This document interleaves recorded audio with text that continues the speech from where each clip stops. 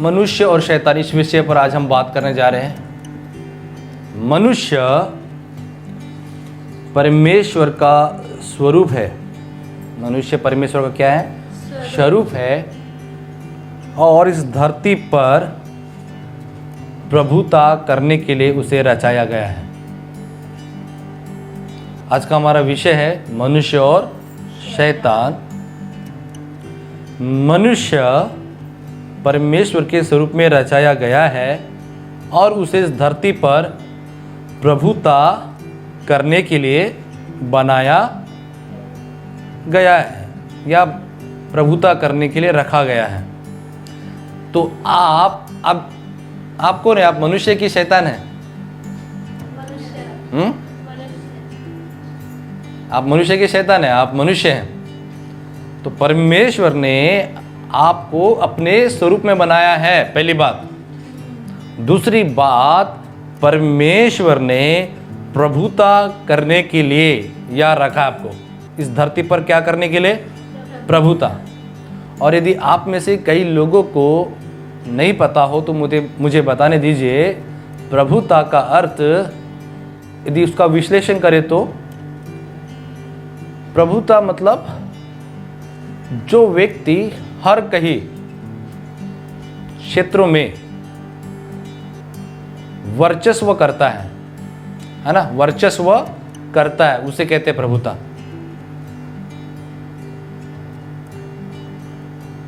और उसी ही प्रभुता को हम इंग्लिश में कहते हैं डोमिनियन। डोमिनियन। तो परमेश्वर ने आपको इस धरती पर रखा है क्या करने के लिए? प्रभुता। हालेलुया।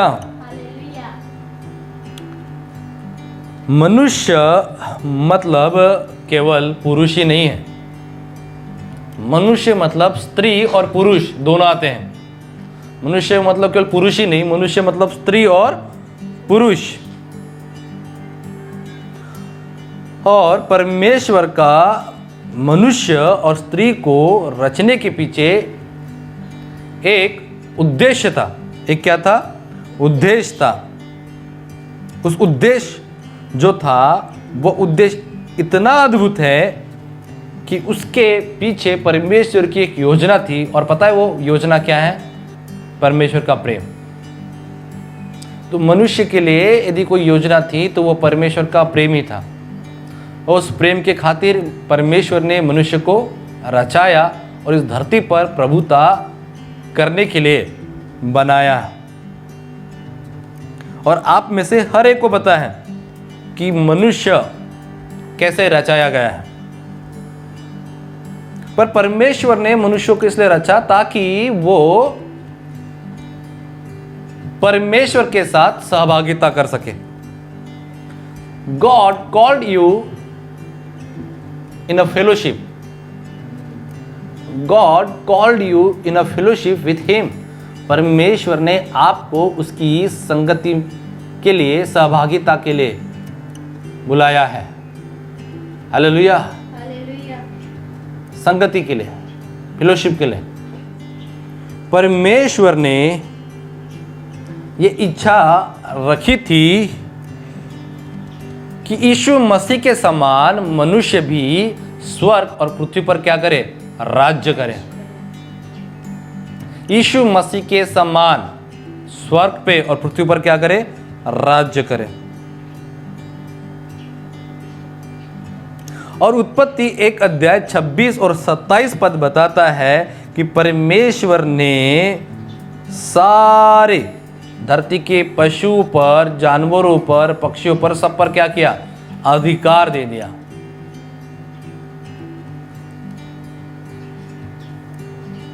तो ये थी थोड़ी डिटेल्स मनुष्य के बारे में। अब मुझे आपको शैतान के बारे में बताने दीजिए।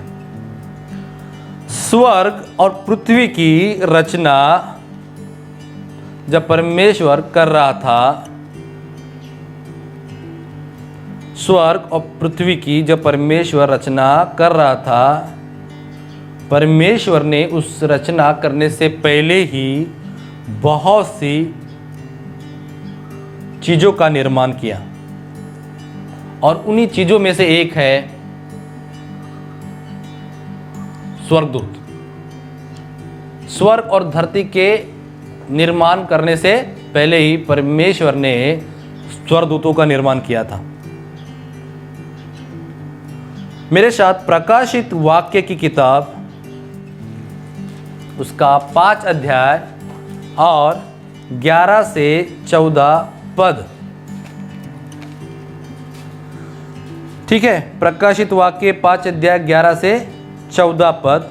जब मैंने देखा तो उस सिंहासन और उन प्राणियों और उन प्राचीनों के चारों ओर बहुत से स्वर्गदूतों का शब्द सुना, जिनकी गिनती लाखों और करोड़ों की थी, और वे ऊंचे शब्द से कहते थे, वध किया हुआ मेमना ही सामर्थ्य और धन और ज्ञान और शक्ति और आदर और महिमा और धन्यवाद के योग्य है। फिर मैंने स्वर्ग में और पृथ्वी पर और पृथ्वी के नीचे और समुद्र की सब सृजी हुई वस्तुओं का और सब कुछ कि जो उसमें उनमें है ये कहते सुना, जो सिंहासन पर बैठा है उसका और मेमने का धन्यवाद और आदर और महिमा और राज्य युगानुयुग रहे। और चारों प्राणियों ने आमीन कहा और प्राचीनों ने गिरकर क्या किया? दंडवत किया। अब 11 पद में देखते हैं कि वहां चारों ओर बहुत से स्वर्गदूत थे। बहुत से स्वर्गदूत थे चारों ओर। ये स्वर्गदूत का काम क्या था? इन स्वर्गदूतों का काम था कि वे परमेश्वर की इच्छा पूर्ण करने वाले आत्माएं थे।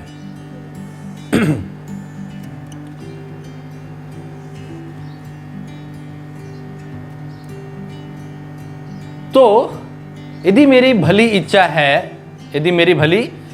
है और मुझे काम करना है और बहुत बड़ा काम करना है, तो उस मेरी इच्छा पूर्ण करने के लिए मुझे लोगों की आवश्यकता पड़ेगी। वैसे ही परमेश्वर की इच्छा पूर्ण करने के लिए परमेश्वर ने स्वर्गदूतों को बनाया था। परमेश्वर की इच्छा पूर्ण करने के लिए परमेश्वर ने आत्माएं निर्माण किए थे। उन्हीं आत्माओं को कहा गया स्वर्गदूत। ये स्वर्गदूत क्या करते थे? प्रकाशित वाक्य 5 अध्याय 11 से 14 बताता है कि वे कंटिन्यूअसली ना रुके हुए परमेश्वर की सेवा करते थे और परमेश्वर की उपासना करते थे। परमेश्वर की सेवा करते थे और परमेश्वर की उपासना करते थे ये स्वर्गदूत। हालेलुया। तो स्वर्गदूतों का काम ही है कि वो परमेश्वर की सेवा के लिए और उसकी उपासना के लिए वो करते थे। सेवा करना उन्हें पसंद था, उपासना करना पसंद था, क्योंकि वे परमेश्वर की इच्छा पूर्ण करने वाले ही आत्मा थे। लेकिन उन स्वर्गदूतों में से एक स्वर्गदूत जिसका नाम है लूसीफर, उसे परमेश्वर की योजना समझ में आ गई। उसे परमेश्वर की योजना समझ में आ गई और उसने परमेश्वर का विरोध किया। लूसीफर ने परमेश्वर की इच्छा का क्या किया? विरोध किया। बंड, हम मराठी में कहते हैं बंड, युद्ध किया परमेश्वर की इच्छा के विरुद्ध में। उसे परमेश्वर के सिंहासन पर बैठना पसंद था। मनुष्य के लिए जो प्रभुता परमेश्वर ने देने की इच्छा रखी थी, जो अधिकार देने की इच्छा परमेश्वर रखी थी, इसके प्रति उसके मन में कड़वाहट थी। उसे परमेश्वर के सिंहासन पर बैठना था और परमेश्वर की जगह लेना था और स्वर्ग और पृथ्वी पर राज्य करना उसे पसंद था। हालेलुया। और लूसीफर ने परमेश्वर के साथ जब युद्ध किया तो परमेश्वर ने उसे स्वर्ग से नीचे गिरा दिया। हालेलुया। और उस समय एक 1/3 पार्ट, एक तृतीयांश भाग स्वर्गदूतों का वो उस युद्ध में शामिल हो गया लूसीफर के साथ। और उन्होंने भी कहा हाँ लूसीफर जो कहता है वही सही है। और उन्होंने परमेश्वर के साथ सहभागिता नहीं रखी, परंतु लूसीफर के साथ वे हो चले। प्रकाशित वाक्य 12 अध्याय 4 पद बताता है कि परमेश्वर ने, मेरे साथ पढ़िए, प्रकाशित वाक्य 12 अध्याय 4 पद, उसकी पूंछ ने आकाश के तारों की 1/3 को खींचकर पृथ्वी पर डाल दिया। तो मैं तो आपको मनगढ़ंत कहानी तो नहीं बता रहा हूं, परमेश्वर के वचन में साफ साफ लिखा है उसकी पूंछ ने आकाश के तारों की 1/3 को खींचकर पृथ्वी पर क्या किया? डाल दिया। हालेलुया। ये वचन बताता है कि उस लूसीफर ने, हालेलुया, उस लूसीफर के साथ साथ जो बाकी स्वर्गदूत जो उसके साथ शामिल हो गए थे परमेश्वर के विद्रोह में, उन्हें स्वर्ग से गिराया गया।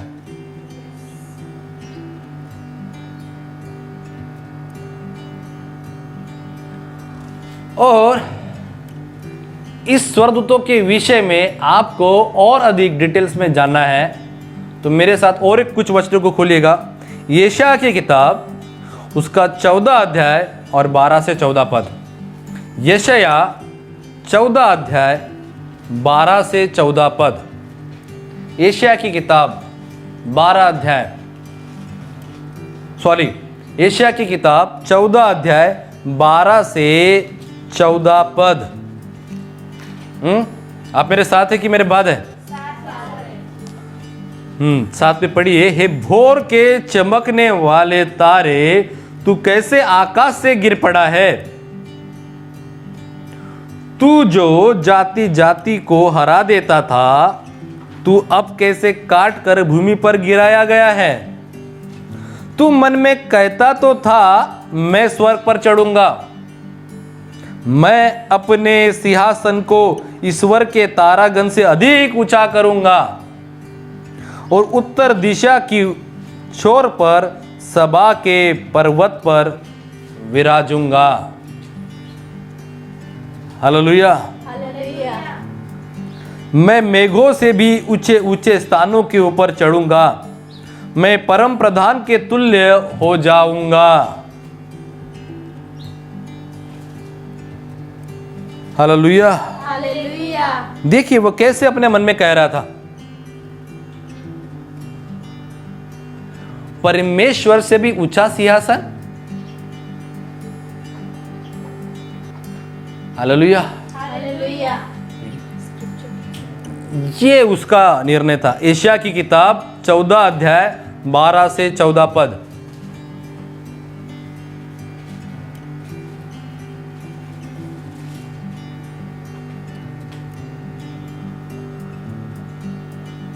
और बाइबल हमें बताती है कि लूसीफर को धरती पर गिराया गया। बाद में पहले तो वह लूसीफर के ही नाम से जाना जाता था, वह लूसीफर के नाम से तो जाना जाता था। हालेलुया, बोलो यीशु मसीह की। वो लूसीफर के नाम से तो जाना जाता था, बाद में वह दुष्ट, वह शैतान, और हिब्रू भाषा में इब्लिस नाम से भी जानने हम उसे लगे। लेकिन उसे दुष्ट और शैतान इब्लिस कब पुकारा गया? जैसे ही उसने परमेश्वर के योजना का विरोध किया, परमेश्वर की इच्छा का विरोध किया। अक्सर कई लोग कहते हैं जिस समय उसने हवा को बहकाया उसी समय उसे इब्लिस कहा गया।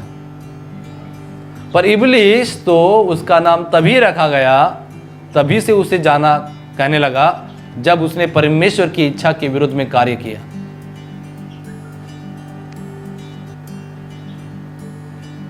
और परमेश्वर के सारे वैभव से विभक्त होने के बाद उसके पहले का जो सुंदर था, आपको पता है स्वर्गदूत जो था लूसीफर, ये परमेश्वर का आराधक था, ये परमेश्वर की आराधना करने वाला व्यक्ति था, ये बहुत ही सुंदर दिखने वाला व्यक्ति था, बहुत ही सुंदर दिखने वाला व्यक्ति था। वह जो उसकी पहले की सुंदरता थी, जैसे उसने परमेश्वर की इच्छा का विरोध किया, उसकी सुंदरता बिगड़ गई। उसमें जो प्रकाश था वो नाश हो गया और वह दुष्ट और अधिक अंधकार से भरता गया। वह अंधकार बना, जो प्रकाश था वह अंधकार बना। आपको पता है कई लोग परमेश्वर के लिए प्रकाश बनकर काम कर सकते थे, परंतु वे अपने चुनाव के कारण अंधकार बन जाते हैं। उनके पास का प्रकाश नाश हो जाता है। एहेजकेल की किताब 28 अध्याय 11 से 17 पद। वह जिसमें सुंदरता थी उसका प्रकाश नष्ट हुआ, वह दुष्ट अंधकार हो गया। एहेजकेल की किताब उसका 28 अध्याय 11 से 17 पद।